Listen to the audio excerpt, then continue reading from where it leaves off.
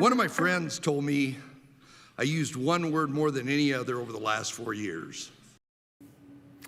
Okay, so that was one of the first things Governor Brad Little said today in his State of the State and Budget address. His opening line right after the introductions, the overture, if you will, if this was musical theater.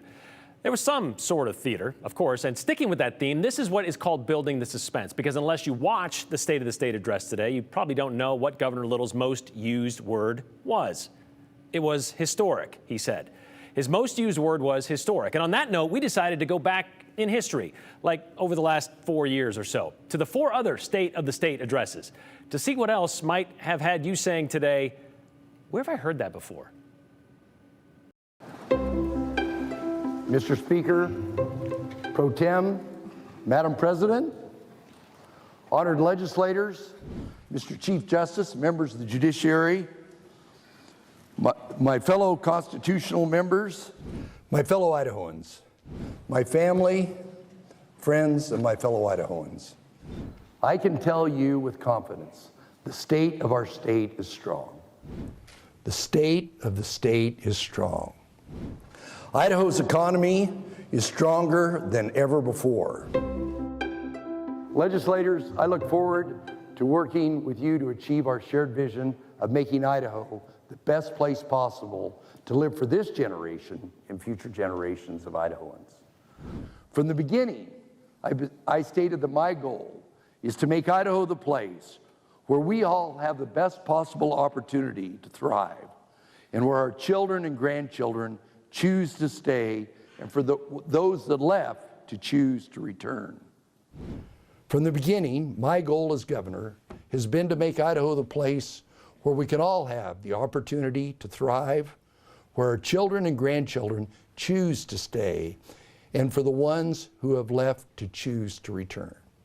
By now you know my goal, for Idaho to be a place where we all have the opportunity to thrive and where our children and grandchildren choose to stay, and for the ones that left to choose to return. This means making decisions through one lens, the lens of ensuring the best possible opportunities for us, our children and grandchildren to remain in Idaho and enjoy our unparalleled quality of life. I'm committed to working with you to invest in education, reduce regulatory burdens, increase all Idahoans' prosperity and quality of life. It means having world-class schools. It means delivering accessible and affordable health care. It means giving citizens a reason to be confident in state government by making government responsive, transparent, and accountable. I want us to champion affordable health care, make Idaho safer, and promote healthy lands and waters. I want Idahoans to be confident in their state government. Let's talk about my #1 priority for our budget, education. Education policy requires long-term planning and commitment. That conservative approach aligns perfectly with my #1 priority, education. Let me return to my top priority, Idaho's children. Literacy has been my top priority because it just makes sense. As governor, I will continue our momentum to be an unrelenting advocate for educational excellence in our state. Last fall, I asked all state entities that receive general funds to undergo a spending reset, except for my highest priority area, public education. We also made historic investments in education. That's why I propose making the largest investment in Idaho education ever. Last year, we delivered one of the largest tax cuts in state history. One of the staples of conservative governing is to put money back into taxpayers' pockets. Curbing government spending and returning taxpayer dollars should be the perpetual mission of public servants. My plan is rooted in a long-standing conservative principle, fiscal discipline. I propose working with you together to set the stage next year for using our budget surplus to eliminate the grocery tax once and for all. I have long supported tax relief for Idahoans on the most basic of needs, groceries. I am proposing more than $450 million in tax relief. I propose we return more than $1 billion in income tax relief to Idaho taxpayers over the next 5 years.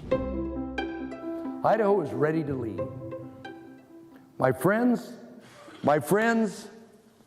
governing is about meeting the needs of today while not losing sight of the state we want for our children and grandchildren to inherit. In times of hardship, opportunity for growth emerges. You have proven you will always stand up for the strength and prosperity of our great state. Thank you very much, and God bless Idaho. God bless you, and may God continue to bless the people of the state of Idaho and this great country. God bless Idaho, and God bless the United States of America. Thank you. Thank you, and God bless. Okay, so that wasn't meant to belittle Governor Little in his address to open the legislative sessions. We get it. The same issues are always a priority for every administration and legislature, and who gets the budgetary benefits of those priorities. It was interesting, though. Addressing the grocery tax, it was a priority for the governor in 2019 and 2020, but for 2021, 2022, and now 2023, grocery tax wasn't even mentioned other than a reference to increasing the grocery tax credit. So now let's see how unpredictable things can get during the session.